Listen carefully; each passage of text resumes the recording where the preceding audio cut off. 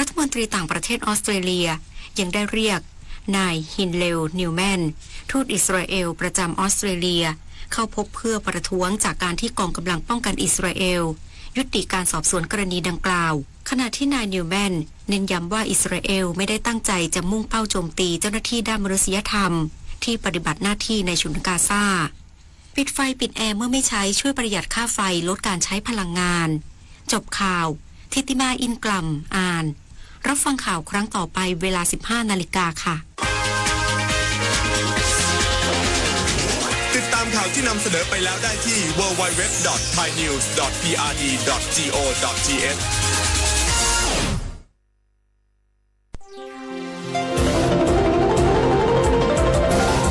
วิทยุแห่งประเทศไทยให้ความรู้กู้ความสุข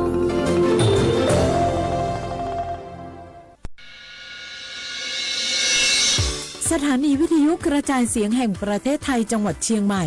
AM 1476 กิโลเฮิรตซ์สถานีวิทยุภาคภาษาชาติพันธุ์แห่งเดียวในประเทศไทยที่มีความทันสมัยเชื่อถือได้สร้างอัตลักษณ์กลุ่มชาติพันธุ์สู่สากล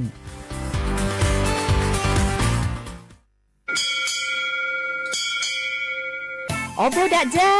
โอมิชเปอร์เหมยซุงคาปอกว่าย้อซงโอดูธรรมาสถานีวิทยุภาษาชาติพันธุ์แห่งเดียวในประเทศไทยทันสมัยเชื่อถือได้แล้วพบกันที่สวทเชียงใหม่ AM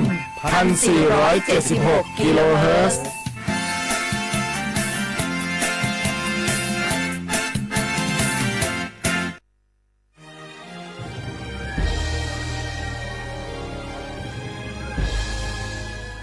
เกิดเป็นคนไทยเติบโตบนผืนแผ่นดินไทยจงภูมิใจในความเป็นไทยชาติไทยเรานั้นนับเป็นชาติที่มีความเป็นมาเก่าแก่ยาวนานเรามีภาษาวัฒนธรรมและมีสิ่งต่างๆที่เป็นเอกลักษณ์ให้เราได้ภาคภูมิใจในความเป็นคนไทย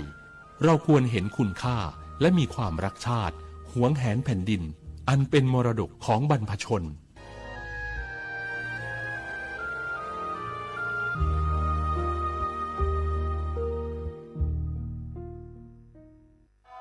ฟ้าสลัวมัวแสงระวีส่องนกหยุดร้องวังเวงให้เงียบเหงามองฟ้าวันนี้เป็นสีเทาอกประชาหมองเศร้าระทมสวงด้วยพระราชธิดาพระองค์ใหญ่เสด็จคันไลสู่แดนสวงเสียงร่ำไห้สะท้อนสถานสวงพระเป็นดั่งดวงใจไทยประชาเจ็บป่วยต้องหาหมอแต่ไม่รู้ว่ามีสิทธิ์รักษาพยาบาลอะไรใช้ได้ที่ไหน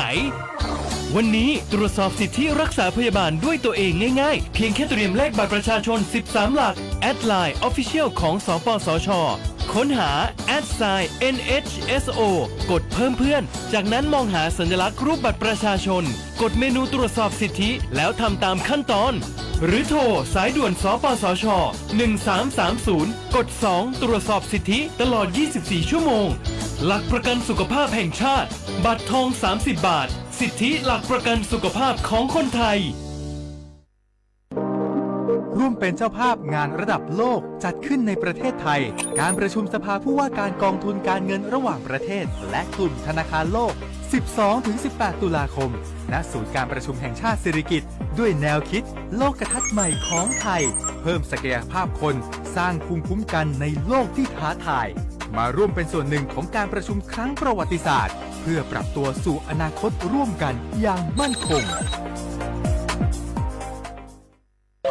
เมื่อโชคชะตากำหนดให้หญิงผู้บริสุทธิ์กำเนิดขึ้น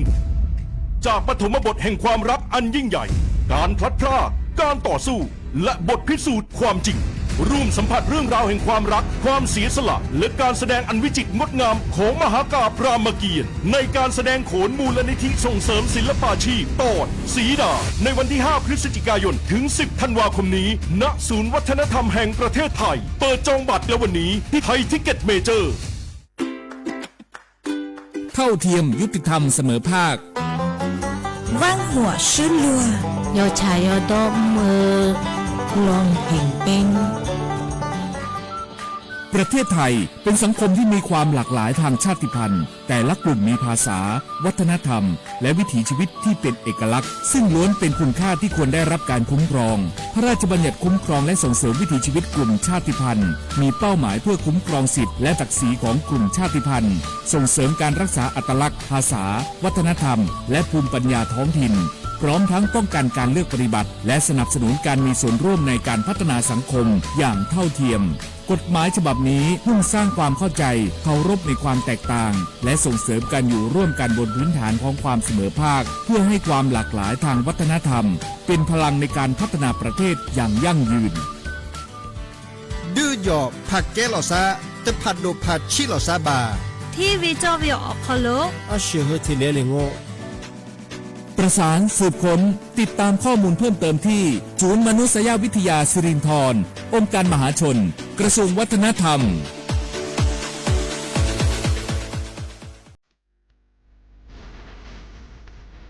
พระราชบัญญัติคุ้มครองและส่งเสริมวิถีชีวิตกลุ่มชาติพันธุ์เป็นกฎหมายที่จัดทำขึ้นเพื่อสร้างหลักประกันให้กลุ่มชาติพันธุ์ในประเทศไทยได้รับการคุ้มครองสิทธิเสรีภาพและศักดิ์ศรีความเป็นมนุษย์อย่างเท่าเทียมกับประชาชนทุกคน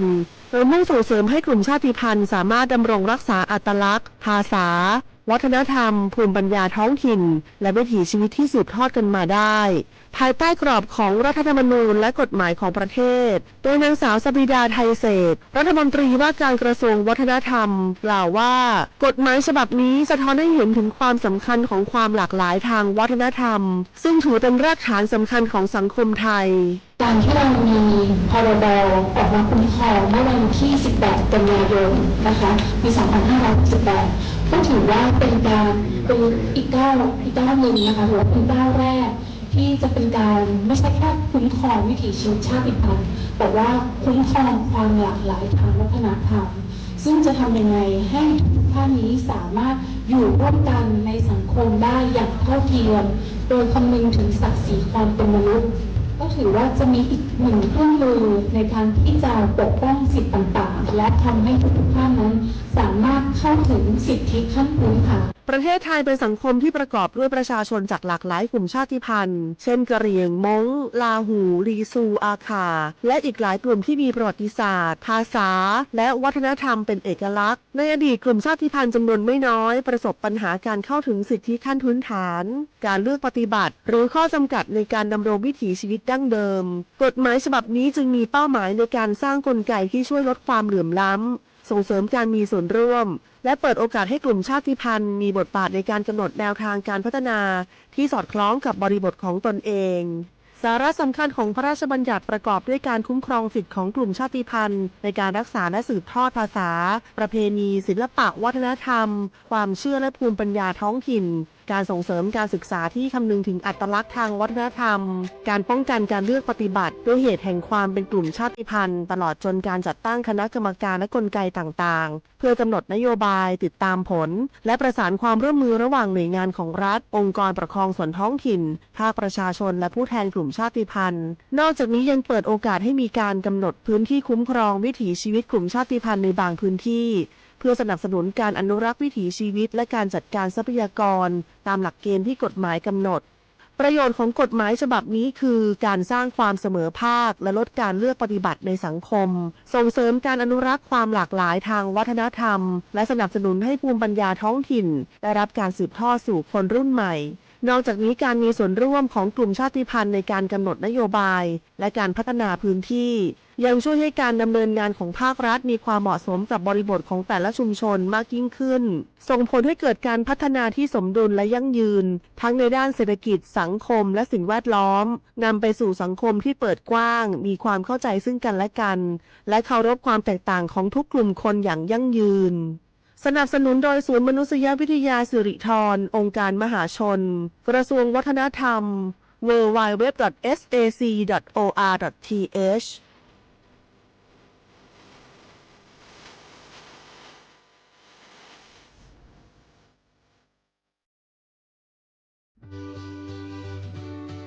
สนใจโฆษณาผ่านช่องทาง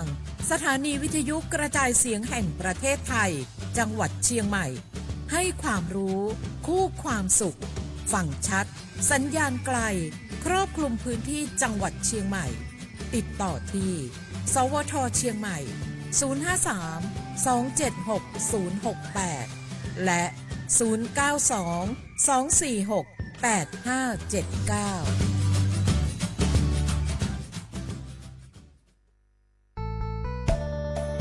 092-246-8579สถานีวิทยุกระจายเสียงแห่งประเทศไทยจังหวัดเชียงใหม่กรมประชาสัมพันธ์ประกาศรับสมัครบุคคลเป็นลูกจ้างเหมาบริการตำแหน่งพนักงานกระจายเสียงภาษาเมียนจำนวน1 อัตราเพื่อเป็นตัวแทนนำข่าวสารร่วมพัฒนาคุณภาพชีวิตชาวเมียนและเผยแพร่วัฒนธรรมท้องถิ่นให้เป็นที่รู้จักผู้สนใจยื่นใบสมัครด้วยตนเองได้ที่งานธุรการสถานีวิทยุกระจายเสียงแห่งประเทศไทยจังหวัดเชียงใหม่ตำบลช้างคลานอำเภอเมืองจังหวัดเชียงใหม่ตั้งแต่บัดนี้เป็นต้นไปสอบถามข้อมูลเพิ่มเติมได้ที่ 053-276-068 ในวันและเวลาราชการมังลิวเอาเก่งเศร้าก็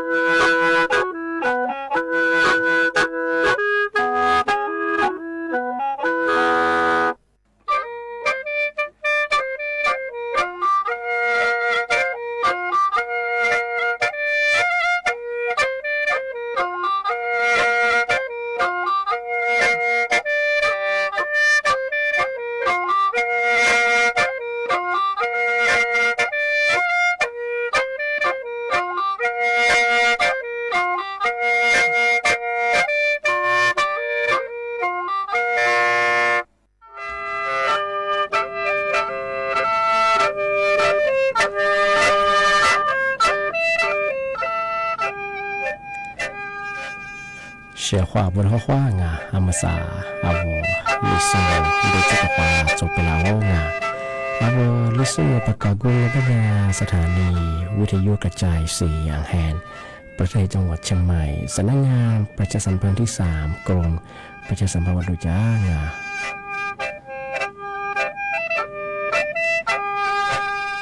อาวุลิสูโดยจะมองเป็นยังไงยีเวลาแห่งนี้ปะเหรอแน่ๆคือฉมโมควานีเจมโมตัวควาดูที่มูลองมันยาหนีโมควานีสามโมงนาทียาควานีคือนาเนียเสือที่นี้เนี่ยตัวยาชความง่า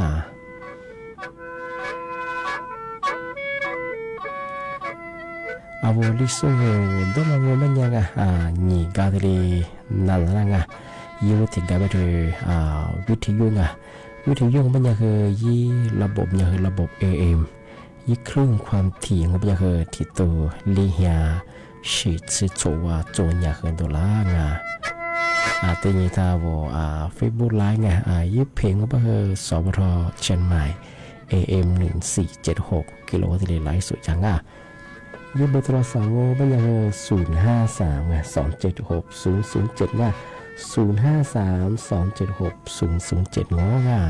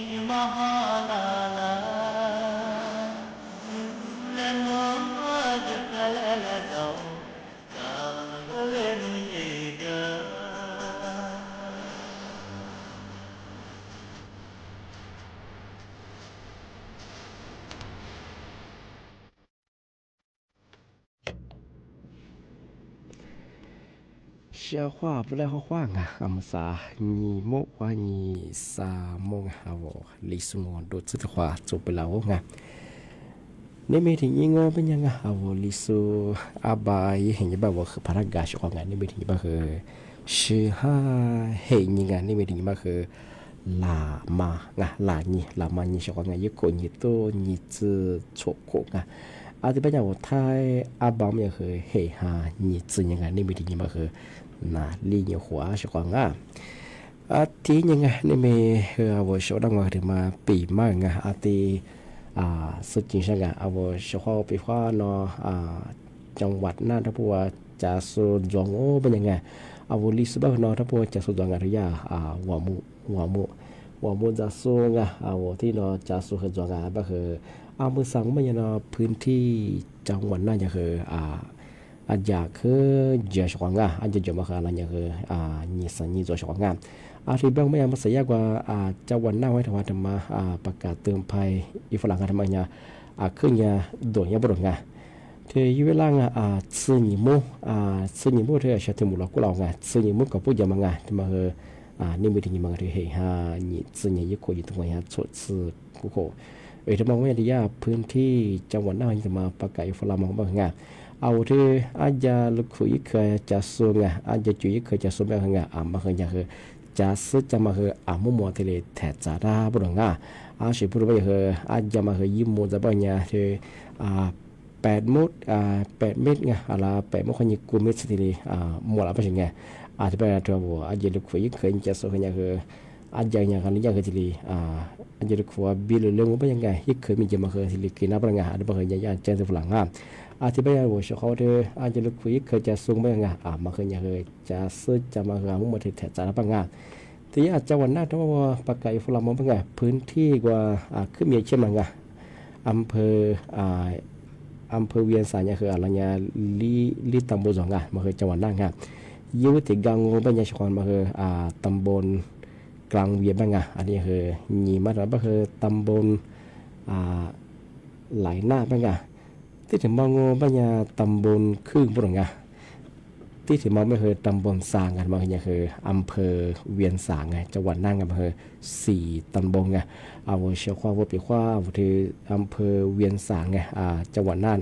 ที่ลีตำบลมาจากสุโขทัยยังไงมาคือยังคือจะซื้อจำมาเป็นยังไงมุ่งมาที่แถบจะรับรู้ของงามที่ถึงมองเป็นยังไงมาเคยยี่เบอร์โทรศัพท์เบอร์โทรปีข้าวหรือชื่อยี่จะเชื่อมเป็นยังไงมาเคยยี่จะรีจุ่มจะโทรนั่งยี่เบอร์โทรไม่ของเนี่ยมาปพจังหวัดน่านไงยี่ว่าถึงเบอร์054นี่คือ716ที่นี่คือ174ที่ถึงว่าคือ054ที่นี่คือ710002มันคือญาติหน่วยงานปพจังหวัดน่านทีทุกผู้ชมเมืองสางมันจะคือหลายพื้นที่คือเมืองห้าขึ้นเรียกคืออาจจะจมนี่อย่างว่าตัวนี้ก็คือบางพื้นที่คืออาจจะขึ้นอย่างชุดเลยอาจจะชุดก็ยังงงเป็นอย่างคือเราช่วยฮีเบียร์มาตรงเสียหายมาที่อย่างคือหลบก็คือยิ่งคือมีคือทีนี้อาจจะบูชาบางขึ้นงานการชงงานเมืองสางมันจะคือพื้นที่จังหวัดนั้นอย่างคือหลายพื้นที่อย่างคือยังกันอย่างคือเมืองฮาลีกันอย่างคืออาจจะจมที่เกลียงที่บางงเป็นอย่างคือเมืองสางที่ย่าจังหวัดเชียงใหม่ก็คือบริษัทบุญถาวรบ้างมาคือสาขาเชียงใหม่คือยากว่าจุดรับบริจาคที่ดีจังอันนี้บ้างที่ชาวเชียงใหม่เชียงใหม่สมบัติมาลิชิก็อาหารแห้งบ้างจะซื้อจำมาถุงห่อยืดกุนมาว่าานอจังหวัดนั้นทั้งปวงยิ่งจะเชื่อมกันเป็นยังไงยากว่ารับบริจาคมาอย่างที่นี่มีสกุลยังไงสกุลยี่ห้อนี่คือ你知啥ยังไงยี่กุลต้องว่า出自กูของไปว่ามาไปชิมซื้อบางก็คืออาหารแห้งหรือว่าที่ยังว่าจะมาอยู่กูที่บอกว่าน้ำถ้วยบางอะไรอยู่จะบางพายบริจาคยิ่งเชื่อมเป็นยังไง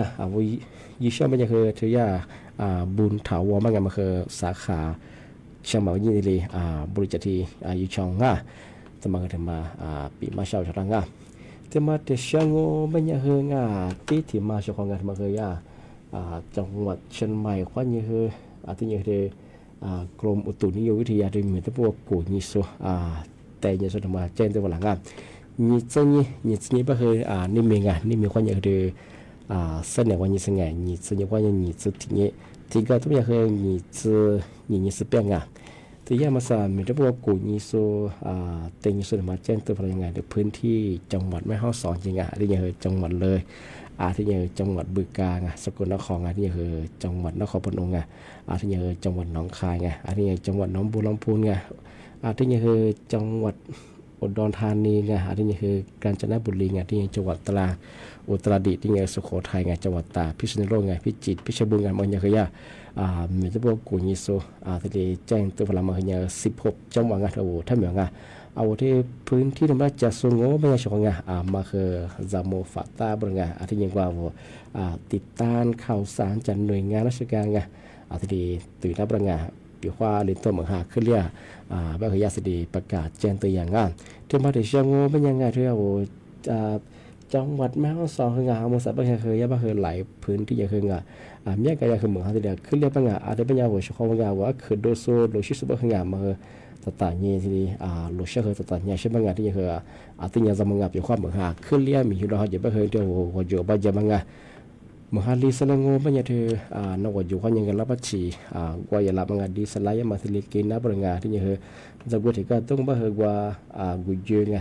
เชื่อมาคือจะแบบว่าโลชิสก็ยังคือโลชิบางคือต่างๆนี่ใช่ชาวงานมาอยากจะมาเจอตัวฝรั่ง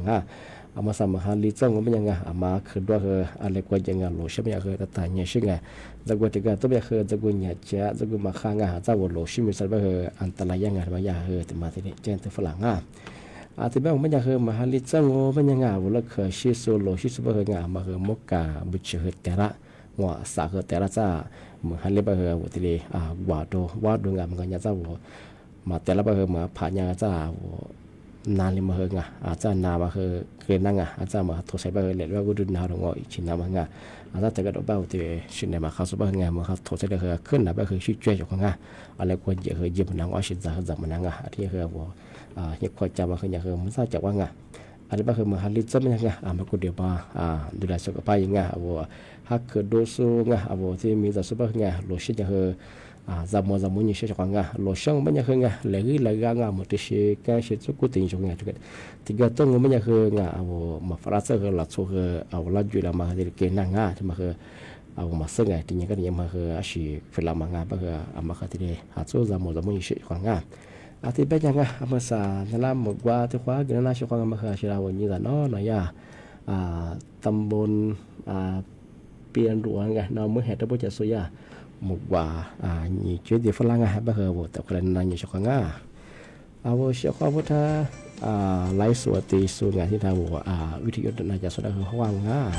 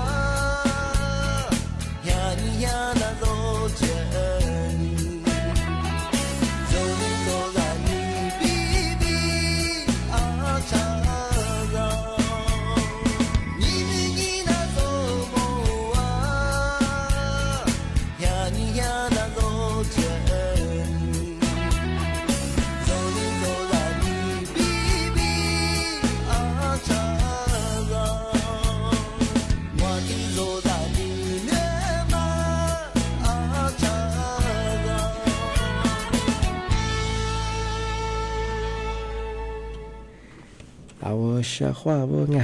มากว่าเดฟลาสุลาคือบุมงที่เนี่ยที่มาเทเชงานาลาคือที่มาปีมาอติสตาจินชาชกงานมุสาพอบอตลองพระแบงบัญญัติคือผู้บัญชาการตำรวจแห่งชาติคือเมสุภาอีกว่าชื่อีกว่าสุยวุสุงแบบบางโมบัญญัติมาคือปีขวาลัดโชพับผีเลี้ยงบัญญัติลัดโชผีแล้วลมมาแบบที่ยังลัดโชความเมื่อบัญญัติทำบัญญัติคือนิจลิจุโมหัวยามาเชบุรงอาเมจิเลย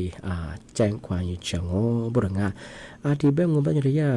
พอบตลอดแบบบางบางไงบางอย่างหน่วยงานตำรวจไงทุกพื้นที่ไงแบบแต่มันคือไงปีขวาอาวุปัชญาวงมาพัดแจ้งความฝรั่งเป็นยังไงลัดชุบผีเลี้ยวลัดชุบความหมดว่าไงมีสิชาเลยควายเป็นสิ่งอย่างว่ายี่เหตุผลอย่างคือนี่จะเรียกว่าเป็นหุ่นยามาถัดแบบบุรง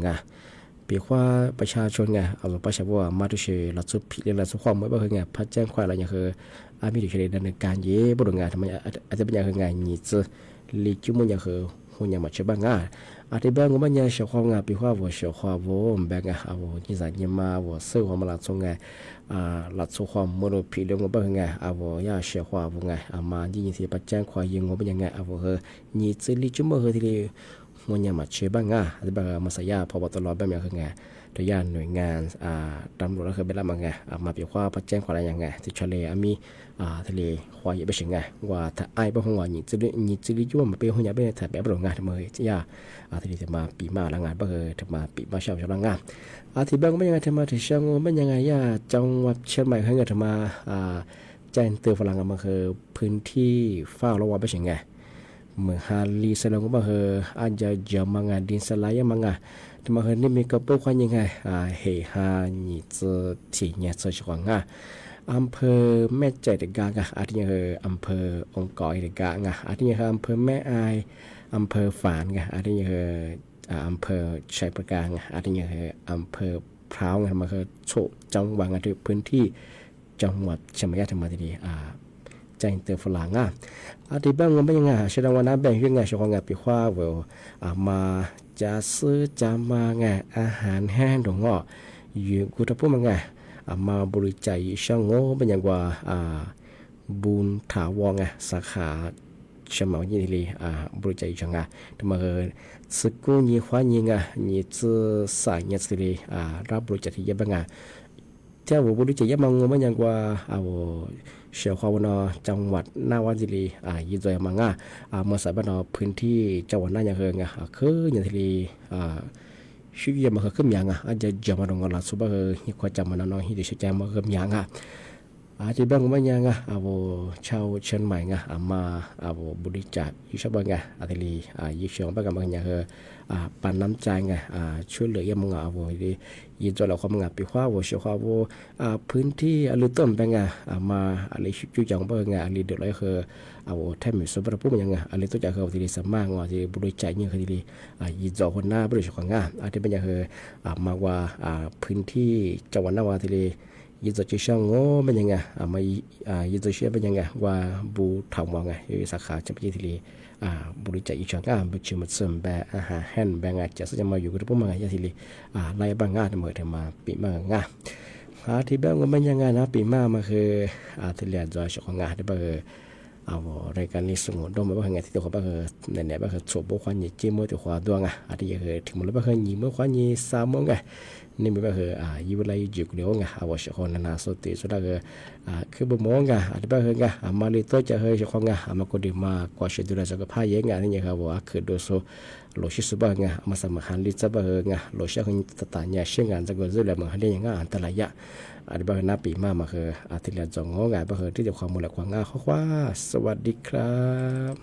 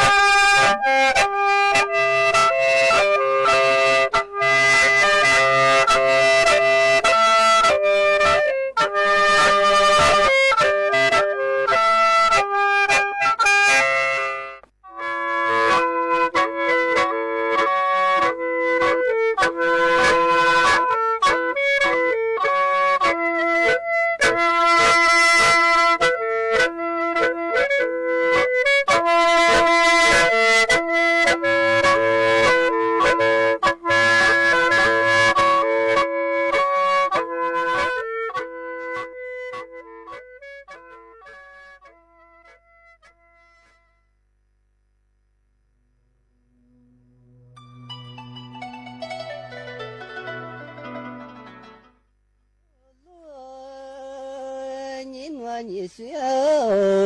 样咋别么呢？天天下脚一天呢，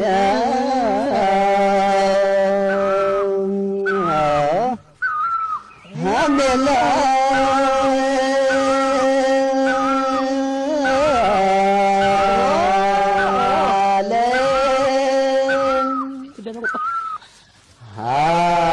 你这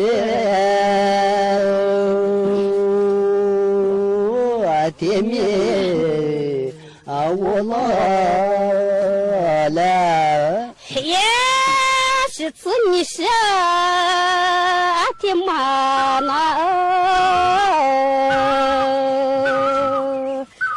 咋的咋看？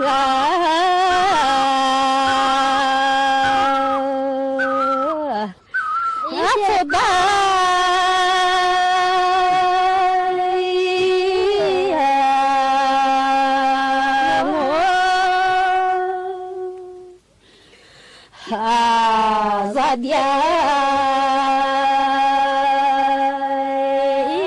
咋咋的大我。一天是也迷你小子啊，就这个天天是一就这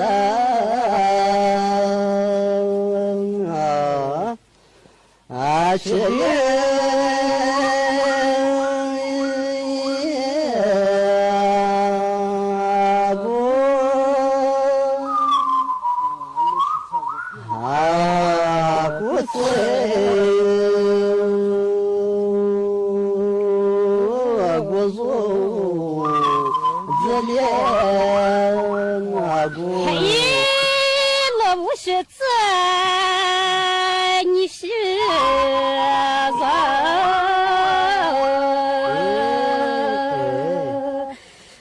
你是的，你是菜一座标，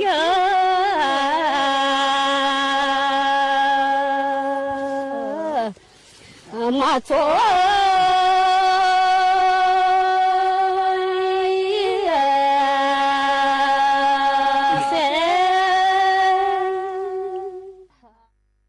ติดทุกสถานการณ์